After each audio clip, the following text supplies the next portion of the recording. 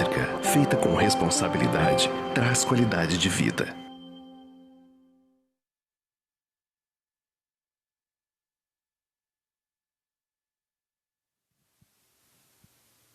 Olá, boa noite a todos. Sou o Dr. Kaiser, Roberto Kaiser Júnior, cirurgião bariátrico, e eu serei o mediador de mais um Bari Live, com transmissão ao vivo e interativa, direto aqui da Sociedade Brasileira de Cirurgia Bariátrica e Metabólica. Hoje nós estamos aqui com dois experts em cirurgia bariátrica, dois cirurgiões, que vamos estar abordando o assunto de como fica o estômago após a cirurgia bariátrica. Essa é uma nova proposta da Sociedade Brasileira de Cirurgia Bariátrica e Metabólica, com o intuito de esclarecer sobre o tema relacionados à cirurgia bariátrica. Informando que nós temos essas transmissões todas as semanas, às terças-feiras, sempre às 8 horas da noite. Então vamos passar aqui a palavra ao Dr. Micael. Primeiro vamos introduzir. O Dr. Micael é mestrando em Ciências da Saúde pela FAMERP, de São José do Rio Preto, membro da Sociedade Brasileira de Cirurgia Bariátrica e Metabólica, do Colégio Brasileiro de Cirurgiões, Colégio Brasileiro de Cirurgia Digestiva, da Sociedade Brasileira de Gastroenterologia, atua na Kaiser Hospital Dia. Temos aí também o Dr. Newton Kawahara, que é médico formado pela Faculdade de Medicina da USP, com doutorado em cirurgia pela Universidade de São Paulo, professor de cirurgia do Hospital das Clínicas desde 1988, membro fundador da Sociedade Brasileira de Laparoscopia, membro titular do Colégio Brasileiro de Cirurgia, membro titular da Sociedade Brasileira de Cirurgia Bariátrica e Metabólica, fundador e coordenador do Simpósio Internacional BEST, Bariatric Endoscopic Surgery Trends, desde 2004. Lembrando que todos podem participar, enviando perguntas, comentários, que nós vamos estar na possibilidade, tentando responder a maioria das perguntas de vocês. Primeiro, então, vou passar aqui a palavra para o Dr. Newton Kawahara. Vamos responder ao nosso título hoje, então, Newton. Como que fica, então, o estômago após a cirurgia bariátrica? Bom, primeiramente, boa noite a todos. Queria agradecer à sociedade pelo convite para participar desse importante evento da nossa sociedade. E vamos ao assunto. Bom, o estômago nosso, obviamente, vai ser modificado. Toda a cirurgia bariátrica, ela vai acabar mexendo no estômago e às vezes também no intestino. Então, dependendo da cirurgia proposta, ela vai ser modificada de alguma forma. Então, no bypass gástrico, nosso estômago, que tem um volume normalmente em torno de 1000 ml, ele fica em torno de 25 ml. Para o paciente ter uma noção, 50 ml é um copinho de café, 25 ml é metade. Já na gastrectomia vertical, que é a cirurgia onde se faz um tubo gástrico e deixa-se em torno de 20% do volume total, ele vai ficar com um volume em torno de 200 ml. Essas seriam as duas principais cirurgias feitas aqui no Brasil. Dr. Micael quer complementar? Acho que o importante é lembrar também, boa noite a todos. Obrigado pelo convite também estar aqui hoje, nessa noite. Importante lembrar desse estômago reduzido, que não é só o fato dele reduzir que vai acabar emagrecendo também, né? O estômago vai ficar pequeno, cabe uma quantidade suficiente de uma alimentação para que se sinta satisfeito, porque ele estando menor, automaticamente vai comer um pouco menos, só que a satisfação, a saciedade, que muitos às vezes têm medo de se o que vai comer, exatamente a quantidade, se aquilo ali vai satisfazer ou não, acaba ocorrendo devido a esse volume menor também. E também, apesar dos volumes que nós citamos serem diferentes, ambas as cirurgias, ainda o paciente consegue os nutrientes necessários e suficientes para a sua nutrição adequada. Obviamente, como estamos falando em cirurgia bariátrica, que é uma cirurgia para obesidade mórbida, nós temos uma doença que é multifatorial. Então, o tratamento da cirurgia é um tratamento multidisciplinar. Então, obviamente, esse paciente, uma vez que faz a cirurgia, é muito importante ter o segmento pós-operatório com uma equipe adequada, no qual é contemplado com a nutricionista, às vezes com o psicólogo ou psiquiatra, e às vezes, inclusive, com o endocrinologista ou cardiologista. A gente fala que o tamanho do estômago ele fica menor, ele fica reduzido, mas não é só esse fator restrição que promove a melhora das comorbidades também, não é verdade, Nilton? A gente sabe que existe também o efeito metabólico quando a gente faz o procedimento, tanto independente do procedimento, a gente sabe que ocorre também o efeito metabólico. Não é só o fator restritivo, porque o estômago fica menor, mas também ocorre junto o efeito metabólico, correto? Com certeza, hoje os estudos mostram que a cirurgia bariátrica está além da restrição e da má absorção, que eram conceitos da década de 60. Hoje grandes estudos estão sendo feitos, inclusive o Dr. Micael está participando de vários, no qual envolve não só a restrição, não só a má absorção, mas o efeito metabólico, o efeito hormonal, o efeito na microbiota, através da ação dos ácidos biliares. Então, muita pesquisa hoje está sendo feita e auxiliando no entendimento da ação a longo prazo dessas cirurgias bariátricas. Uma pergunta interessante que é muito comum no consultório, os pacientes sempre querem saber. A gente faz a cirurgia, faz a restrição do estômago, diminui o tamanho, mas e depois ele pode voltar a crescer de novo? Esse estômago ele pode voltar a crescer? Alguns falam que até pode chegar a voltar como ele era antes da cirurgia. O estômago ele vai passar por uma acomodação no pós-cirúrgico, dependendo da técnica que for utilizada, mas assim, voltar ao que era antes, ele não volta mais. Ele existe uma acomodação de tamanho, mas o que muitas pessoas acham que de repente esse estômago vai crescer, ele vai aumentar, não funciona bem assim. O tamanho do estômago ele pode voltar a aumentar, mas voltar ao ser o que era realmente é muito difícil. Cabe frisar que uma das ações da cirurgia, no sentido de que você não só come menos, mas você não tem fome, é exatamente devido à retirada de parte do estômago no qual é produzido o hormônio da fome, que é a grelina. Então, numa das cirurgias, que é a gastrectomia vertical, essa parte do estômago é retirada totalmente do organismo, enquanto na gastrectomia, no bypass gástrico, ele é desviado. Então, várias discussões técnicas foram feitas, mas hoje, atualmente, eu acho que está bem já fundamentado o tipo de técnica, e isso acho que não cabe a gente colocar aqui agora no momento. Tem uma pergunta da Maria Luísa, perguntando qual que seria o tempo da completa cicatrização do novo estômago. Olha, isso aí é uma boa pergunta, bem colocado, porque assim, o tempo de cicatrização, pelo menos 4 semanas, até você ter uma cicatrização de 90% da força têncil. Por isso, esses 4 primeiras semanas é muito importante você fazer a dieta líquida, você fazer direitinho as recomendações do teu cirurgião.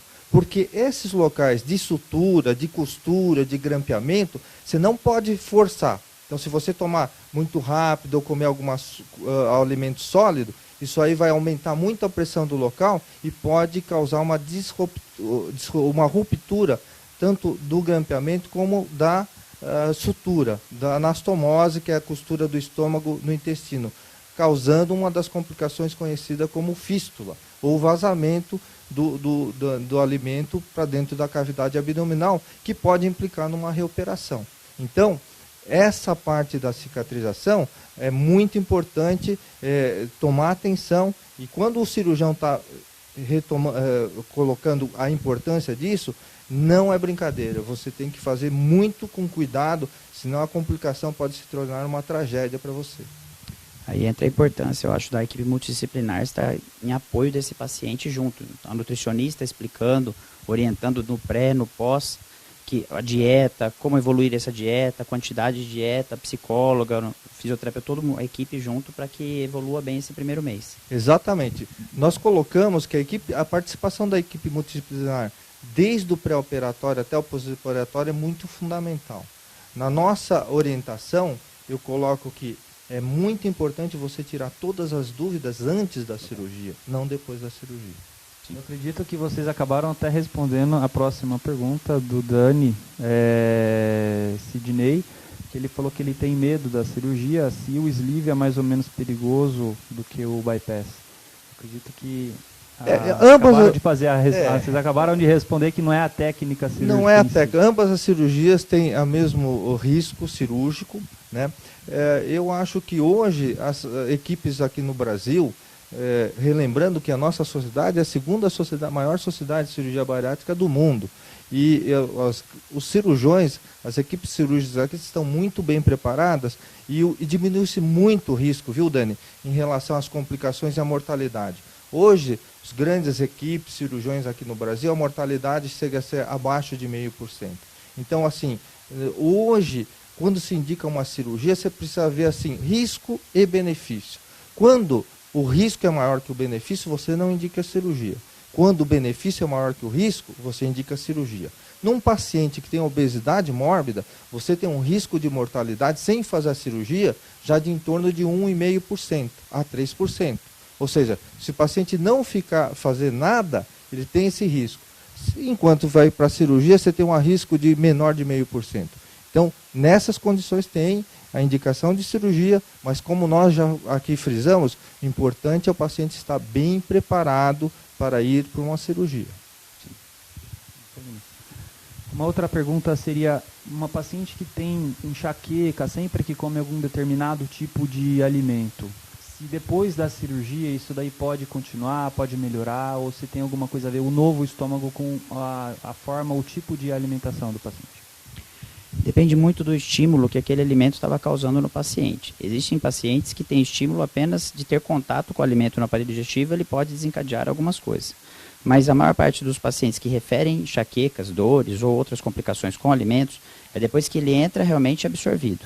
Como a absorção vai continuar existindo, independente de ser mais ou menos absorvido esse alimento, dependendo da intensidade dessa enxaqueca, relacionado principalmente ao pessoal que tem com chocolate, com feijão, com laranja, e alguns outros açúcares, algumas coisas assim, pode realmente continuar existindo no pós-operatório como era antes. De repente até numa menor intensidade, mas pode acontecer. Outra pergunta da Claudinha Souza. Eu fiz um bypass 3 meses, mas parece que não fiz, pois eu sinto fome, como de tudo. Eu tenho que me controlar para não comer demais. Isso é normal? Olha, isso aí é diferente. Às vezes de você sentir fome, e você ainda está com aquele passado do olho do paciente obeso, né? Então, em termos fisiológicos, a grelina caindo, você não tem fome, você pode ter a vontade de comer. Então, isso que tem que ser o diferencial. E isso tem que ser controlado. Muitas vezes, se você está perdendo o controle no pós-operatório disso, nesse sentido, a equipe multidisciplinar, a psicóloga é muito importante. Às vezes você precisa de um auxílio, às vezes precisa de uma medicação, mas isso aí tem que ser levado em conta como uma consequência importante. Você não deve achar que isso não é importante, porque isso é muito importante. Então, se você, com 3 meses, você continua com essa sensação de fome, você deve procurar a tua psicóloga. Se for necessário, ela vai te encaminhar um psiquiatra e, se for necessário, acrescentar uma medicação para te auxiliar nesse período pós-operatório difícil de readaptação. Isso é importante, essa passagem de observar isso aí. Por quê? Porque às vezes nós temos a falsa confusão do que é fome e o que é vontade de comer, o que é até a sensação de que tem fome. Porque com a cirurgia realmente é diminuída a fome. Se o paciente está tendo essa compulsão, essa vontade de comer, essa exacerbação desse aumento alimentar, deve realmente procurar uma ajuda aí, provavelmente da psicóloga, da equipe multidisciplinar, do próprio cirurgião, entrar em contato, porque tem que ser corrigido e avaliado para ver qual é o melhor tratamento para isso aí. Uma outra pergunta é sobre reversibilidade. Existe essa cirurgia bariátrica, de um modo geral, é um procedimento reversível? Depende da técnica? Como é que funciona? Bom, nós aqui estamos abordando principalmente o bypass gástrico e a gastrectomia vertical. Na gastrectomia vertical, no qual é feita uma cirurgia somente no estômago, né? Então nós ressecamos em torno de 80% do estômago, esse estômago é retirado do organismo. Então essa é uma cirurgia considerada irreversível. Mas assim, pelos princípios da cirurgia, é uma irreversibilidade totalmente aceitável. Por exemplo, um paciente com câncer de estômago, às vezes nós temos que tirar o estômago inteiro e o paciente sobrevive muito bem. Então, assim, irreversibilidade não é, digamos, o que vai importar na sua tomada de decisão. Já no caso do bypass gástrico, você tem uma parte do estômago que ele é deixado de lado, né? Ele não é retirado. Então, teoricamente, ele é reversível, mas a reversão também inclui uma alta taxa de complicação. Então, é o que a gente vê. No balanço entre a escolha de uma técnica e outra, você tem que escutar o teu cirurgião, porque ele, com certeza, ele vai te colocar a melhor indicação para você no teu caso. A gente pensa muito raro pensar em reverter uma técnica cirúrgica, né? Então a gente sabe que, apesar de procedimentos serem reversíveis, pode se reverter mesmo tendo uma chance de complicação, dificilmente vai ter uma necessidade, ou a maioria, muitos dos pacientes, eles acabam se arrependendo às vezes até de não ter feito o procedimento antes. É o que a gente ouve muito no consultório. Eu não me arrependo de só uma coisa, de não ter feito esse procedimento antes. Uma outra pergunta seria em relação a uma pessoa que vai fazer a cirurgia, ela passa por uma equipe multidisciplinar, recebe toda aquela orientação da dieta, como é que vai ser feito e tal, e aí o acompanhante fica empolgado e ele fala, bom, eu quero fazer também a mesma dieta que o meu acompanhante que vai estar fazendo o procedimento. Eu consigo ter o mesmo resultado fazendo a mesma dieta sem fazer a cirurgia? Olha, no primeiro mês, com certeza, eu falo isso para todo mundo. Obviamente, a gente tem uma expectativa de perda de peso em cada tipo de cirurgia. Então, o bypass gástrico, na média, você tem uma perda de peso em torno de 35%, enquanto que na gastrectomia vertical, em torno de 25% a 30%. Isso falando no primeiro ano de cirurgia. E a cada X tempo, você tem uma perda. Mas no primeiro mês, em geral, a perda de ambas as cirurgias é em torno de 10% do teu peso inicial. Isso se deve muito à dieta líquida. E se qualquer um fizer essa dieta líquida, no primeiro mês, você vai conseguir perder esses 10%. Mas a partir de então, não é a mesma coisa. A partir de então, já começa a ter as ações das cirurgias, ações metabólicas, ações hormonais, que conseguem aumentar essa perda de peso e, a longo prazo, manter essa perda de peso, coisa que só a dieta não vai conseguir. Vale a pena lembrar também que o peso, dependendo do peso do marido ou da esposa aí que estiver tentando acompanhar, se ele já tiver obesidade mórbida, por exemplo, ele vai ter a mesma dificuldade de perder esse peso que o paciente que operou. Por isso que acabou levando até a cirurgia, porque ele tinha dificuldade de perder peso só com dieta, com outras coisas. Quando passa essa fase do líquido, ele acaba voltando como era antes, é difícil manter. Olha só, lembrando que tem pessoas acompanhando a gente da França, de Portugal, e tem uma pergunta então agora de Portugal. O efeito do sleeve de não termos fome dura quanto tempo? Quando voltamos a sentir fome? Olha, o importante é saber que, por exemplo, o sleeve a gente retira fundo, corpo gástrico. E enquanto que no bypass gástrico é desviado. Ambos, inicialmente, você tem uma fome, digamos assim, reduzida aproximadamente a zero. Só que é importante saber que a grelina, que é o hormônio da fome, não é produzida somente no fundo gástrico, tá certo? E nós, no nosso organismo, tem um equilíbrio chamado homeostase. Ou seja, nosso organismo sempre vai tentar reequilibrar e trazer o nosso organismo a ser como era antes, ter um equilíbrio. Então, em geral, nos 2 primeiros anos, eu te colocaria dessa maneira, nos primeiros 12 a 24 meses, é onde se nota o efeito mais duradouro dessa diminuição da fome. A partir daí, muitas vezes o corpo vai retomando geralmente a fome normal de todo paciente. E outra pergunta em relação à absorção, só para termos de esclarecimento na realidade, né? O pessoal acha que às vezes o estômago tem o fator absortivo nele também. Então, uma pergunta é quanto tempo, se depois do meu estômago operado, vai interferir na minha absorção dos alimentos? É só um caráter explicativo aí, pessoal. O estômago em si operado não mudaria ele, o estômago, no fator de absorção, maior ou menor o estômago.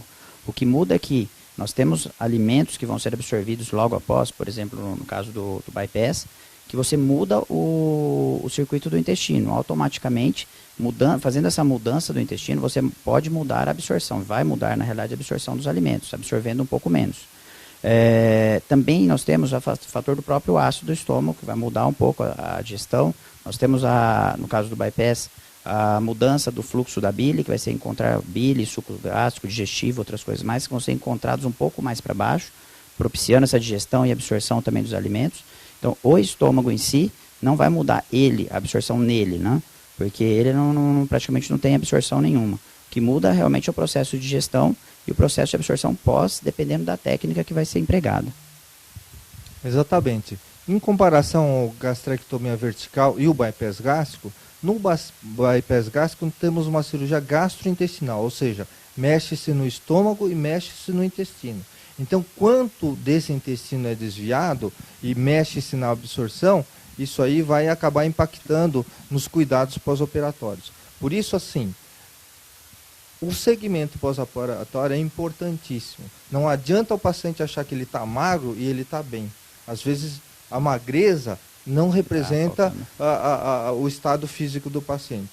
E muitas vezes é muito importante esse segmento porque tem complicações, por exemplo, em cima do complexo B, que pode te dar complicações neurológicas irreversíveis. Então, assim, não custa nada o paciente fazer uma consulta uma vez por ano e fazer um check-up. Eu realmente não entendo porque isso não é um problema do Brasil, é um problema do mundo. O segmento é feito em menos de 20% da população operada. Não me passa pela cabeça como é que o paciente não pode fazer um segmento desse. Às vezes eles acham, eu ganhei peso, meu médico vai ficar bravo comigo, né? Ou então ele acha que só porque ele está magro ele está bem. Não é por aí. Quem é operado tem que estar consciente que isso aí, o cirurgião virou, sabe, uma espécie de companheiro para o resto da vida. Você tem que, obrigatoriamente, fazer esse segmento. Então, muito bem colocado, Nilton. Acho que isso daí é importantíssimo, a gente observar que a pessoa que fala, eu emagreci, estou bem, mas emagreceu de uma maneira errada, vomitando, passando mal, não se alimentando corretamente. Às vezes esse daí, você olha para a pessoa, você percebe que a pessoa não está com um aspecto saudável, porque não está se alimentando corretamente, né? Então, o acompanhamento com uma equipe, multidisciplinar, nutricionistas, psicólogos, nutrólogos, para que a gente tenha um sucesso na cirurgia e também o resultado seja um ótimo resultado. Não adianta emagrecer e você olha para a pessoa e fala, nossa, mas emagreceu, mas não está legal, está passando mal, está vomitando, e todo mundo percebe isso pelo aspecto que a pessoa fica, né? Isso daí é muito importante. Já aproveitando um gancho, então, com uma pergunta que teve, algumas pessoas se sentem entaladas, como se a comida tivesse, às vezes, parada ali no estômago. Isso daí é real? Isso aí pode acontecer? Depende da técnica que foi usada. Por exemplo, antes era usado, por exemplo, no bypass, que era chamado Fabry-Capella, era usado um anel. Por exemplo, o anel ele pode realmente, pedaços maiores, ficar um pouco parado, até algum desconforto ali.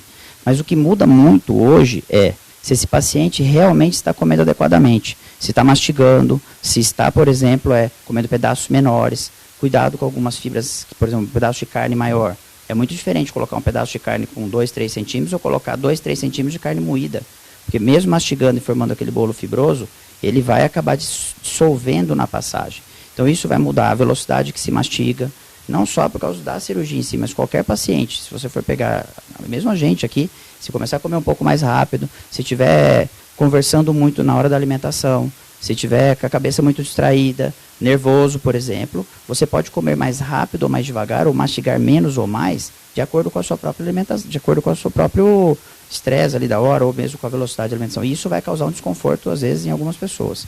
Temos também que checar, se começar isso a acontecer com uma certa frequência, se não há uma estenose, por exemplo, alguma alteração ali no formato do estômago que pode acontecer de dar realmente um mal-estar. Mas antes disso aí tem que pensar na parte alimentar, como está sendo feita essa alimentação. Isso que o Dr. Micael colocou foi muito importante. Então, eu digo mais ou menos para os meus pacientes o quê? A cirurgia bariátrica, mais ou menos, ele força o paciente se alimentar da maneira que deveríamos todos nós se alimentar. Ou seja, pequenas porções, masticar bem, não misturar sólido com líquido, né? Dar prioridade para os principais alimentos, né? Proteínas e outros alimentos que têm vitaminas, minerais.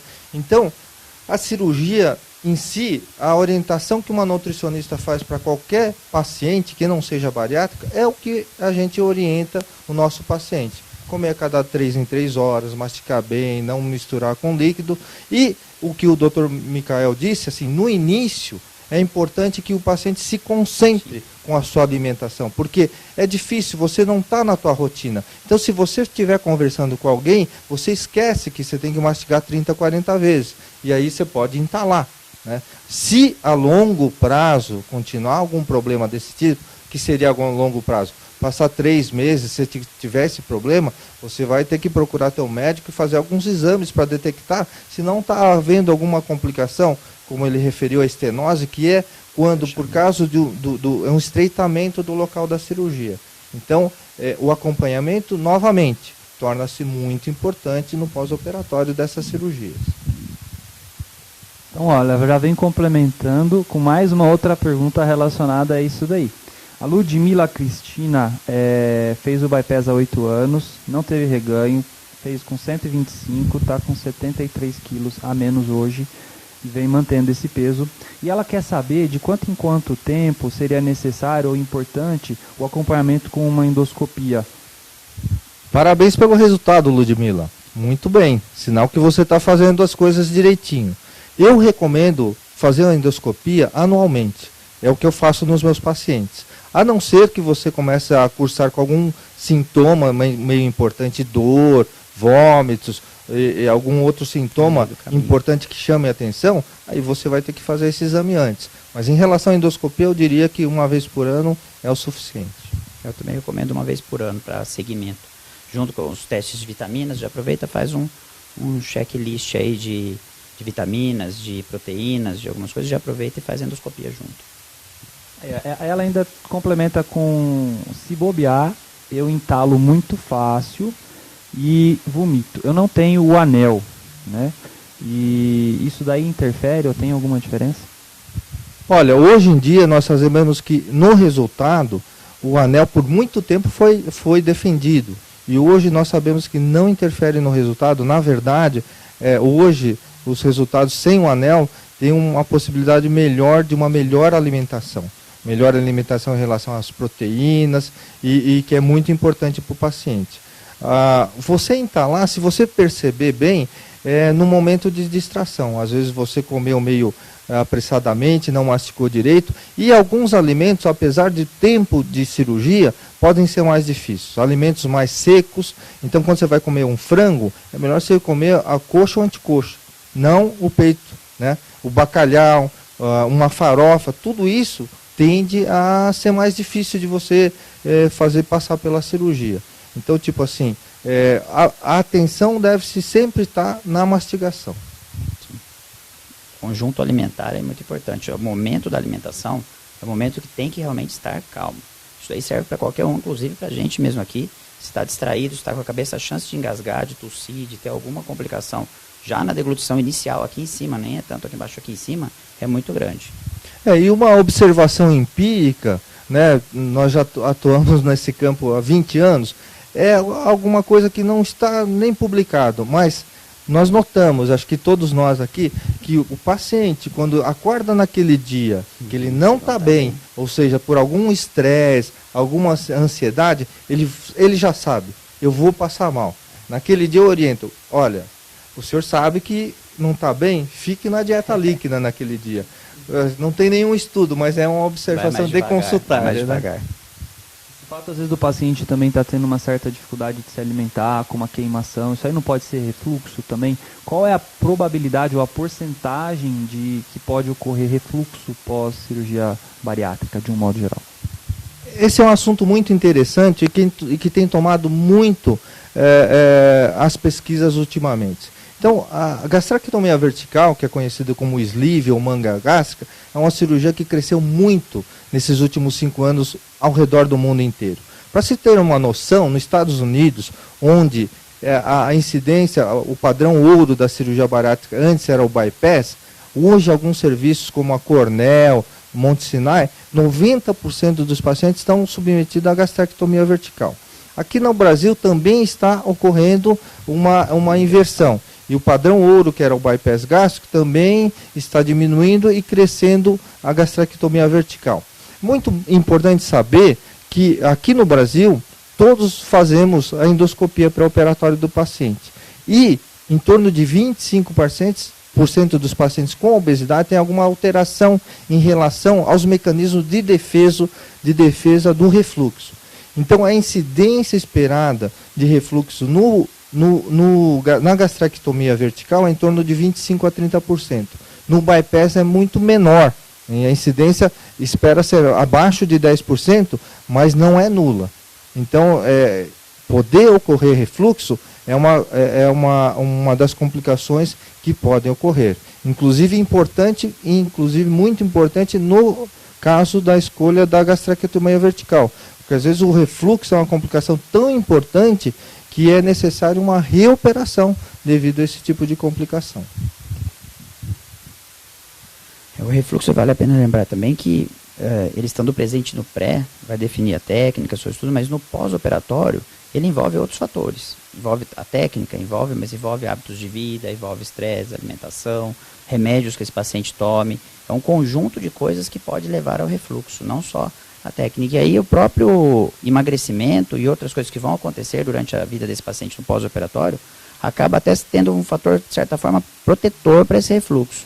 Então acaba tendo um equilíbrio aí de algumas coisas. Muitos pacientes vão migrar para ter refluxo ou ter uma complicação como refluxo, mas tem que tentar procurar o que exatamente está acontecendo. Porque se tinha antes, a chance de ter depois existe. Mas novos pacientes tendo refluxo depois da cirurgia, tem que tentar buscar um pouco mais apurado esse mecanismo aí, para ver o que é que está acontecendo com esse paciente. E complementando então a sua resposta, Micael, como que eu posso então fazer um diagnóstico? Primeiro vamos fazer uma definição, né, do refluxo e como que a gente pode chegar a um diagnóstico, os exames, o que a gente faz para diagnosticar refluxo? O refluxo é o retorno, em termos mais fáceis assim, é o retorno de algo do estômago para o esôfago e causando muitas vezes sintomas ou não. Muitos pacientes não têm tantos sintomas quanto parece, tem lesões lá no esôfago. Outros pacientes nem têm tantas lesões, mas têm muitos sintomas. Isso varia muito de cada paciente. Mas para fazer o diagnóstico, existe um conjunto de exames que podem ser usados. Nós podemos fazer, por exemplo, uma endoscopia, que vai ver lesões, por exemplo. Nós podemos fazer uma pegametria, que é o padrão ouro, ou pegar impedância, hoje chegando aí com força no nosso país, que é um exame um pouco mais aprimorado para ver esse refluxo. O que horas, como que ele está acontecendo, se ocorre na hora que deita, na hora que levanta, se na hora que come. E nós como que é feita essa pH-metria? Só para exemplificar assim. O que seria a pH-metria? A endoscopia todos conhecem já, que é a visualização direta por um tubo de imagem que vai ver a parte de esôfago e estômago. A pH-metria é passada uma sonda muito delicada pelo nariz, a qual pode chegar até, fica fixada mais ou menos um pouco acima da passagem do estômago para o esôfago, e ela fica medindo 24 horas essa oscilação de ácido, de base, de algumas coisas ali dentro. A pH-metria convencional basicamente registra só o ácido, mas a pH-impedância consegue ver algo mais, consegue ver outros fatores que acontecem. O que você falou é o que volta a algo, né? Pode ser ácido, pode ser outras coisas também, alimentos, justamente. Né? Então até para ver se existe uma estase, se existe o que é que está causando essa sensação desse paciente. Fora isso, nós temos a manometria também, que é um exame que é feito junto, normalmente no mesmo procedimento da pH-metria, que você vai medir com uma sonda as pressões de dentro desse esôfago. Será que não está mais fraco aqui a passagem? O nosso esfíncter, que é o fechamento, que é onde defende a passagem de baixo para cima, às vezes está mais fraco. Será que você tem realmente uma motilidade adequada, que empurra quando sobe? Porque todos nós temos uma passagem fisiológica para a parte alta. E depois desce, ele sobe, ele desce. Isso aí durante as refeições, durante o dia, durante alguns momentos existe isso aí. Se isso aí está mais fraco e a motilidade não está adequada, isso pode ter uma estase, ele fica parado e piorar, demora para esvaziar esse esôfago. E nós ainda temos um exame diferenciado que já existe há um tempo, mas agora está começando a se tornar um pouco mais acessível no país, que é a pegametria sem fio. Isso tem uma vantagem perante o outro exame, que você não fica com sonda nenhuma, você fica com um chip fixado no esôfago e ele fica medindo mais dias. Tem uma certa vantagem porque, além do fato de não estar com a sonda, o paciente consegue voltar para a sua vida normal alguns dias, 2, 3, 4 dias, depende da programação do aparelho. Lá nós tivemos casos de medir durante 5 dias e pegou realmente o refluxo mais intenso em alguns pacientes no 4º dia, por exemplo, que é onde ele teve reuniões, passou no estresse, teve lá o seu dia a dia um pouco mais normal e conseguiu detectar isso aí. Então, para a detecção desse refluxo, os 3 exames basicamente são indicados. Nós temos ainda o raio-x, que é um raio-x que é com contraste, você toma o contraste e vai marcando se está parando em algum lugar, se ele está refluindo, se está tendo uma passagem adequada por esse estômago, se tem alguma área de estreitamento, algum lugar que esteja aumentando a pressão e retornando novamente também. Então, com os 4 exames, você consegue cercar de acordo com o questionamento do paciente aí. O importante disso tudo que o Dr. Micael relatou em relação ao diagnóstico é saber o que acontece e qual a preocupação do refluxo gastroesofágico. O nosso estômago ele tem um revestimento que ele é adequado a aguentar um pH, ou seja, uma acidez bem baixa, em torno de 2 a 3. Já o revestimento do nosso esôfago não é adequado a essa acidez. Então, quando ocorre esse refluxo, a volta desse ácido do estômago para o esôfago, ele queima o esôfago. E ele queima e causa uma inflamação, que é a chamada esofagite. E a longo prazo é preocupante, porque isso pode sangrar, ele pode estreitar o esôfago e ele pode ocorrer uma mutação para uma célula potencialmente cancerígena. Por isso, abordando aqui essa preocupação em relação ao refluxo gastroesofágico, tanto para quem tem a cirurgia como para quem não tem. É isso mesmo. É importante dizer que o refluxo ele é uma patologia que pode acontecer, né? Independente de quem fez a cirurgia ou não. E pré-operatoriamente é importante conversar sobre isso também, às vezes até para poder ajudar um pouquinho a orientar sobre qual que seria a técnica, né? E feito um diagnóstico, então, num paciente bariátrico de um refluxo, esse paciente está tendo refluxo, como que a gente pode tratar? Qual que seria a melhor opção ou o que a gente tem para oferecer de tratamento cirúrgico, Newton? Olha, nos casos de refluxo pós-operatório, no caso da gastrectomia vertical, são várias tecnologias novas em andamento.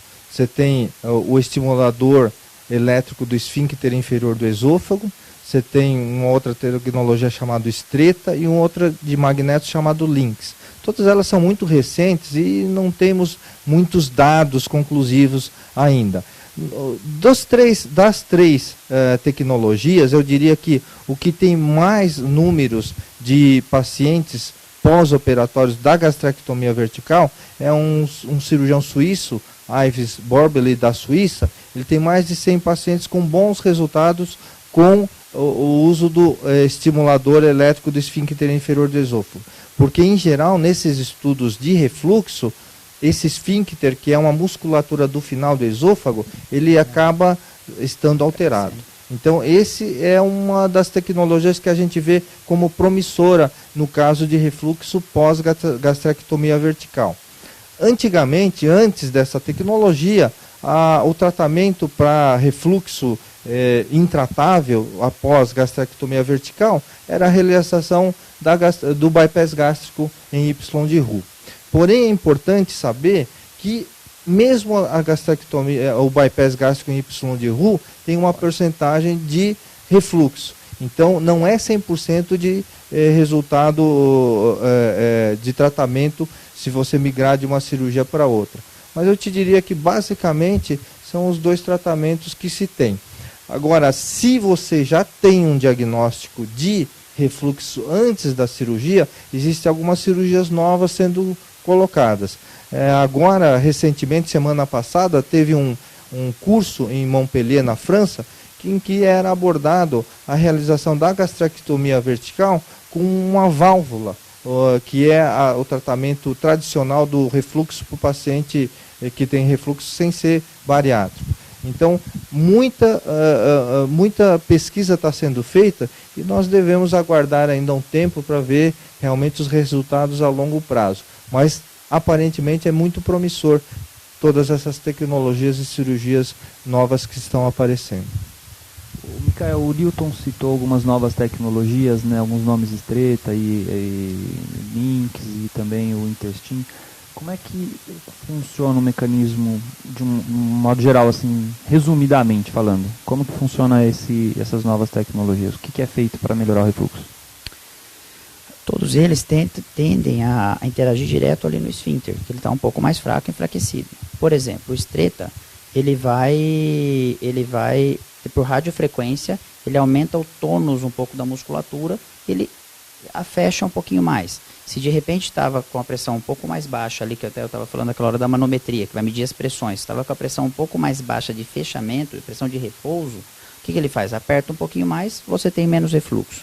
Alguns outros métodos vão ser feitos mais cirúrgico, você vai ter um fechamento por fora do esfíncter, você vai apertar o esfíncter por fora, para que você consiga melhorar isso daí. Outros estimuladores, eles vão também contrair um pouco mais a região ali e estimular isso daí para que melhore. Então, todos os métodos são voltados para tentar corrigir essa fraqueza do esfíncter do esôfago. Perfeito. Agora uma dúvida aqui. Um paciente que tem refluxo pré-operatório. Foi perguntado se é contraindicação fazer a cirurgia para quem tem refluxo antes da cirurgia. Bom, pelo contrário, né, porque nós sabemos que paciente que tem refluxo e tem obesidade, você não precisa ter nem obesidade mórbida. Mas os resultados de cirurgia tradicional, que é uma funduplicatura, ou seja, usar o estômago para se fazer uma válvula para evitar esse refluxo, quem tem obesidade, o índice de recidiva é maior que 35%. Então, por exemplo, aqui no Brasil também, mas nos Estados Unidos, já paciente com refluxo e obesidade, grau 1, já se faz o bypass gástrico em Y de Roux. Por quê? Por causa desses maus resultados a longo prazo. Então, não é contraindicado. Na verdade, tem que se estudar o refluxo para ver se há a possibilidade de escolher entre uma e outra técnica. Porque, eventualmente, se você tem uma hipotonia do esfíncter, pode ser que você indicar uma gastrectomia vertical seja muito mais arriscado você ter um refluxo novamente depois dessa cirurgia. E os mecanismos, lembrar que, por exemplo, nós temos alterações hormonais no pós-operatório, nós temos mudança de peso importante no pós-operatório, até por isso que é feita a cirurgia, e tudo isso vai colaborar para uma melhora desse refluxo. Se seguir a alimentação correta, se tiver uma readequação e foi feito um diagnóstico desse refluxo precoce, isso é, antes da cirurgia, para definir a melhor técnica e também para saber exatamente qual é a causa, você consegue ter um resultado excelente no pós-operatório. A Lídia Cordeiro queria que vocês explicassem um pouquinho mais quais seriam os sintomas do refluxo. Bom, sintomas clássicos de refluxo, né, é uma dor epigástrica, às vezes com irradiação, uma dor aqui na boca do estômago, né, vamos falar assim como a gente entende, com irradiação espalhando aqui para trás do peito.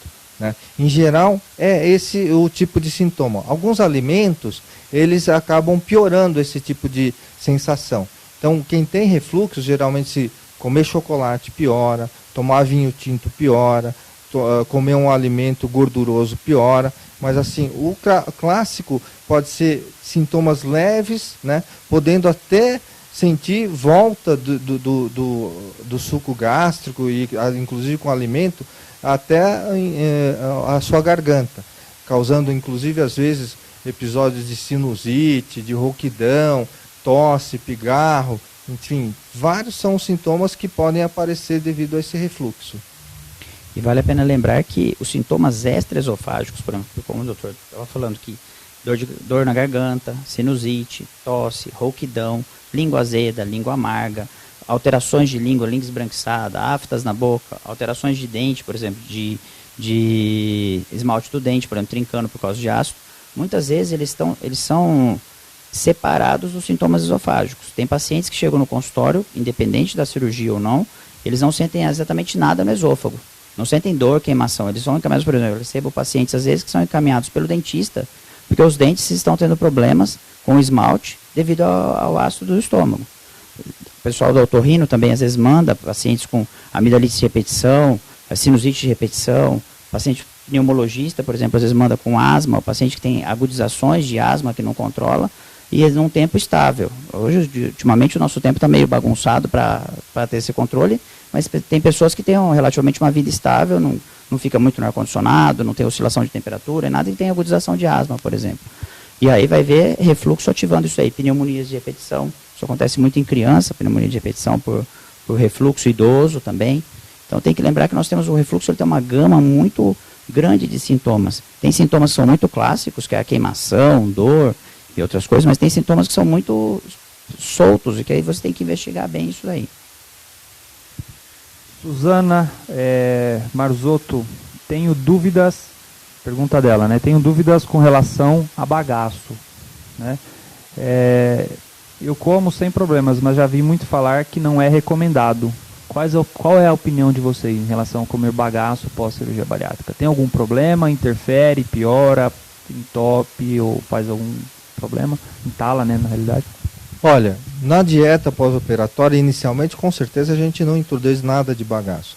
Agora, no pós-operatório a longo prazo, a gente tenta evitar alimentos muito fibrosos, mas você come a mexerica com bagaço ou mesmo a jabuticaba com a semente, lógico que tudo depende da quantidade, mas para os meus pacientes, eu recomendo não consumir esse tipo de alimento com o bagaço ou com a semente. A gente já presenciou casos no pronto-socorro de cirurgias devido ao que? A obstrução, porque como você não tem um controle mais, como era feito antes do estômago, no caso do bypass, você pode causar um entupimento no intestino, pelo bezoar, que é esse acúmulo desses alimentos que tem muito bagaço, muita fibra, né? Então, depois de uma cirurgia, é recomendado que não se faça abuso, exagero na alimentação desse tipo de alimento com bagaço e muitas fibras. Lembrar que os alimentos fibrosos, vai desde a carne até os derivados de frutas e outras coisas mais, você deve ingerir em pedaços pequenos. Então, a quantidade versus pedaços pequenos raramente vai ter qualquer complicação. Agora, se comer em grande quantidade, vai ter as complicações da grande quantidade. E se for pedaço maior, você pode realmente ter uma complicação mais gástrica já, e até intestinal, devido ao tamanho do pedaço. Porque às vezes você mastiga, tem a sensação de que ele esfarelou e não esfarelou. Ele continua ali, fibroso inteiro. Engole, às vezes até esofágico, já tem a sensação de que não consegue descer direito. Então deve-se tomar cuidado mesmo. É importante lembrar que o bagaço, né, ele não é só para quem fez a cirurgia bariátrica. Para todos. Recentemente, acho que esse mês passado, nós tivemos obstrução intestinal por bagaço de laranja. Ele obstruiu o intestino, não tinha feito cirurgia bariátrica, foi operado no nosso serviço de urgência por uma obstrução por bagaço de laranja. As fibras, elas são importantes para o nosso metabolismo, para a absorção, para a parte de microbiota, que você deve ter uma microbiota adequada, mas isso aí tem que ser sem exageros. Hoje tem muito exagero de quantidade de fibras, exagero de quantidade dessas, principalmente o paciente pós-operatório, ele deve tomar um certo cuidado realmente, não ficar excluso, nunca mais comer, por exemplo, uma laranja, alguma coisa assim, mas se gosta e quer engolir um pedacinho do bagaço, que seja pedaço muito pequeno, em pequena quantidade. Esses casos que o Dr. Kaiser citou, a gente no pronto-socorro lá do Hospital das Clínicas, às vezes pega muito, mas não é que ele comeu uma laranja, comeu um saco de mexerica, um saco de jabuticaba, né, com semente, então, com tudo. Obviamente aqui a gente não está querendo ser terrorista de forma nenhuma, mas tem que saber exatamente a quantidade. Acho que tudo em excesso faz mal, né, Nilton? A gente não está falando só do bagaço, né? Com certeza. Esse paciente realmente ele tinha comido uma quantidade muito grande. Vamos lá, continuando então, a Cristi Aparecida, ela refere que eu sinto como que vou passar mal, e aí dali uns 10 minutos eu passo mal. Eu fiz o sleeve há 6 anos e sinto muita queimação. O que eu faço? Bom, isso aí você com certeza deveria estar fazendo segmento com o seu médico. E a gente fala, se você não está se sentindo bem, alguma coisa não está indo bem, você deve procurar teu médico e começar a investigação, por que você não está sentindo bem. E aí ele vai indicar alguns exames, né, e vai tentar diagnosticar por que você está tendo esses sintomas. Às vezes pode ser decorrente de alimentação inadequada, mas às vezes pode ter alguma coisa a ver, né, com algum fator técnico da cirurgia. Então, se você está sentindo dessa maneira, por favor, procure o teu médico, fez a cirurgia, com certeza ele vai conseguir chegar ao diagnóstico e te tratar adequadamente. É importante esse diagnóstico mais preciso desse refluxo das queixas, porque muitas vezes está relacionado com a alimentação. Vale a pena lembrar que o nosso organismo, apesar de ser uma máquina praticamente perfeita, ele não é obrigado a aceitar todos os alimentos que nós resolvemos pôr para dentro. Isso aí, independente da cirurgia, independente do que estiver fazendo, tem que realmente tentar identificar, porque alguns alimentos não vão fazer bem para determinados pacientes. E ele não vai poder comer esse alimento, por exemplo. Uma outra pergunta da Andréia de Souza. Quais os exames ou procedimentos que quem fez um procedimento bariátrico não pode ou não deve fazer? Existe algum exame, algum procedimento, alguma coisa que quem fez uma cirurgia bariátrica é contraindicado? Contraindicado, eu não diria, então, assim, depende muito do que você vai fazer, mas assim, por exemplo, mesmo a manometria e a pegametria que eu acabei de citar aqui, são exames que devem ser feitos com cautela e com cuidado no paciente bariátrico, porque você vai passar uma sonda, ele tem um estômago ou reduzido ou um estômago linear, alguma modificação da anatomia desse estômago, você deve saber que o paciente fez cirurgia bariátrica e passar a sonda com a cautela. Apesar de ser uma sonda de silicone e tudo, você realmente deve ter cautela. Exames, de repente, que exijam volumes grandes de líquido para tomar, também deve, de repente, ter uma cautela, mas não há um impedimento exatamente para se fazer o exame. Eu concordo, doutor Micael. O que eu diria é que, assim, o profissional que vai realizar o exame, no caso da endoscopia, ele tem que saber e tem que estar com a experiência de fazer uma endoscopia num pós-operatório de uma cirurgia de bypass, por exemplo. Então, a única questionamento aí não é uma contraindicação, é saber o profissional que vai fazer esse exame que está sendo requerido para você. Sim, às vezes você vai fazer um teste, por exemplo, com algum açúcar, para alguma intolerância alimentar. Se você vai dar açúcar em excesso para esse paciente, deve ser avisado que ele pode ter um dumping, ele pode ter alguma outra alteração. Então, algumas coisas é a questão de avisar o profissional que vai fazer para ver se aquele teste é realmente adequado ou como vai ser realizado. Se vai ter que mudar algum procedimento ou alguma coisa da técnica para se ajustar ao paciente. Novamente lembrando a importância do segmento pós-operatório. Porque se você está fazendo com o teu médico, ele vai saber quem vai poder fazer os exames e quais os tipos de exames adequados que podem ser feitos para você. Sim. Uma outra pergunta exatamente complementa isso daí. Se vocês recomendam que os exames, não são endoscopias, exames sejam feitos pelo cirurgião que fez o procedimento ou por algum especialista da equipe dele, ou pode ser feito em qualquer lugar? Olha, de preferência, se possível, você faça os exames com a equipe que te tratou cirurgicamente. Isso é mais ou menos assim, intuitivo, né? Agora, obviamente nós sabemos que tem muitas vezes que o paciente perdeu o convênio, não pode fazer aqui ou ali. Você tem que procurar serviços que estão já acostumados habituados a fazer esse tipo de exame. É isso que eu aconselharia a você. Isso muda porque, por exemplo, um endoscopista que não está muito habituado, apesar que hoje está comum a cirurgia, a maioria já está habituado. Mas pega um endoscopista que não está muito habituado a fazer o exame, não é que não vai vir alguma coisa ou não vai vir uma lesão, mas, por exemplo, se eu peço para medir, por exemplo, uma anastomose, quem não está acostumado, de repente pode não chegar a um valor muito fiel. Então, assim, é questão mais de logística do exame. Se o seu cirurgião pede para que seja feito em alguma equipe, ou mesmo na equipe dele, dá a preferência para que seja feito. Mas a gente sabe que hoje, nessa vida corrida, tem questão de convênios, tem questão de vários fatores, nem sempre é possível. Então, realizar onde conseguir melhor. Outra pergunta da Iveris Tozin Cordeiro. Posso ter pneumonia por causa do refluxo? Com certeza. O Dr. Micael, inclusive, já citou. Dentre as várias complicações do refluxo, uma delas é a pneumonia, né? Então, isso é possível. E aí tem que ser diagnosticado realmente se a pneumonia foi por refluxo. E aí, quanto antes, você tem que tratar a causa que está levando a você ter pneumonia, às vezes de repetição. Sim, lembrar que quase que vira quem tem muito refluxo acaba virando quase que uma bola de neve.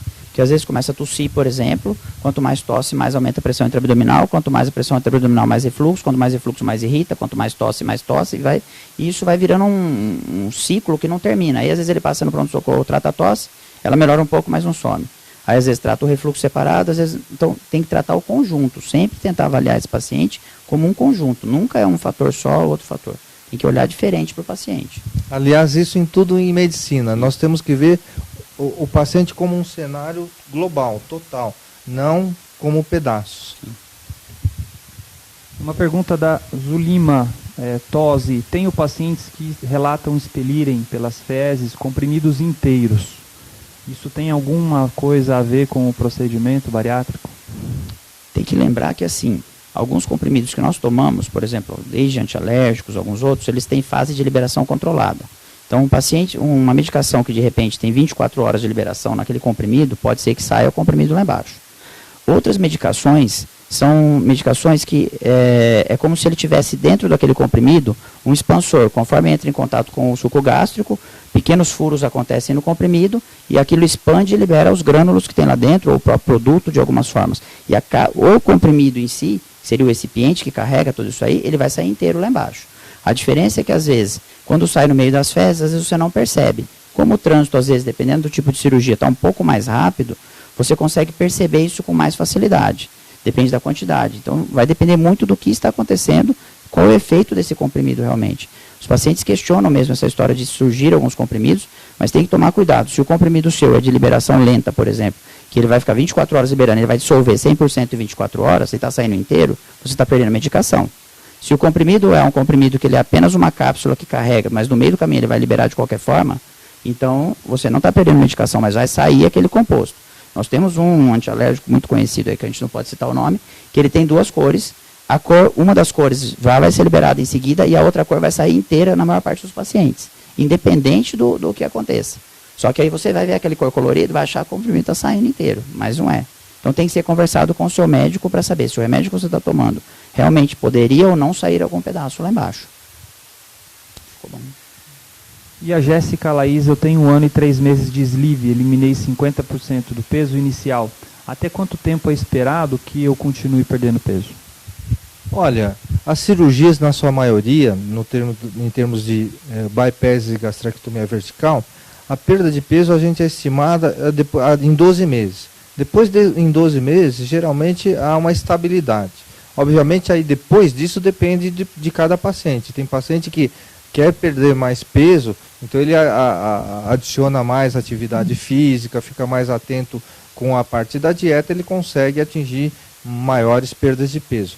Mas eu diria, na média, é em torno de 12 meses, onde acaba havendo uma estabilidade da perda de peso. Olha, nós estamos com tantas perguntas, mas infelizmente nosso tempo está acabando. Nós temos mais 2 minutos e eu gostaria de então que vocês fizessem as suas considerações finais. Peço desculpa àqueles que fizeram a pergunta e que a gente não pôde responder, mas eu vou estar passando então aqui a palavra agora para o Dr. Newton, fazer suas considerações finais, porque infelizmente nós temos um tempo e esse tempo está acabando. Newton. Olha, o que eu queria deixar para os nossos telespectadores, nossos ouvintes, é a importância, não em relação a perguntar sobre o nosso estômago ou o nosso intestino no pós-operatório. Eu acho que a maior mensagem que nós podemos colocar aqui é a importância do segmento pós-operatório. Novamente eu friso, não adianta estar só magro, você tem que estar saudável. Isso quem vai te dizer é o teu médico. Então nunca perca o teu segmento. O teu cirurgião deveria ser o seu companheiro para o resto da tua vida. Isso vai implicar num bom resultado, né, para sempre dessa cirurgia. É difícil você conseguir corrigir alguns erros se você for aparecer de volta só depois de 4, 5 anos, já com muitas complicações. Então, o segmento pós-operatório, eu te diria que é fundamental para o sucesso dessa cirurgia. Eu concordo com o Dr. Newton, realmente o segmento é o mais importante. E lembrar que assim, não é só pela cirurgia, muitas vezes ficam, porque operou, tem que seguir, eu tenho que fazer. Não, nós seguimos quase tudo na nossa vida. Se você toma remédio de pressão, você segue o cardiologista de tempo em tempo. Se toma remédio de diabetes, segue o endocrinologista de tempo em tempo. Se você passou por uma cirurgia que vai modificar a sua vida, E numa modificação muito importante em questão de qualidade de vida, em questão de melhoras de todo o conjunto, nada mais justo do que faça realmente um segmento a longo prazo disso daí. Se está realmente comendo corretamente, às vezes nós passamos épocas da nossa vida que nós comemos diferente. Está mais estressado, está um pouco mais angustiado, come um pouco mais ou menos doces ou salgados, ou muda o perfil, por exemplo, da alimentação. E você pode ter realmente uma desnutrição por períodos. Então deve realmente seguir, todo ano, fazer exames.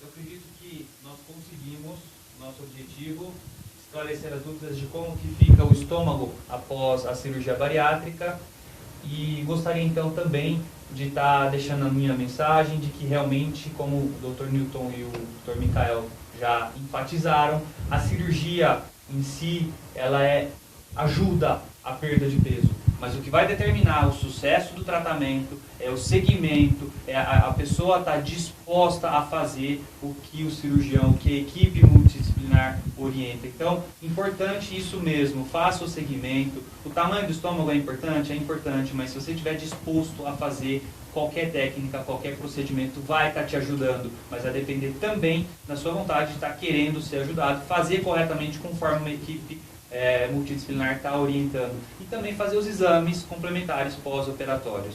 Nós vamos estar ficando nossa transmissão por aqui. Gostaria de estar deixando então um convite para o próximo Bari Live, terça-feira que vem, às 8 horas, aqui direto da Sociedade. Conto com a presença de vocês e também que mandem perguntas e dúvidas para que a gente consiga o sucesso como nós tivemos hoje. Muito obrigado pela atenção de vocês. Uma boa noite a todos. Obrigado, boa noite. Boa noite.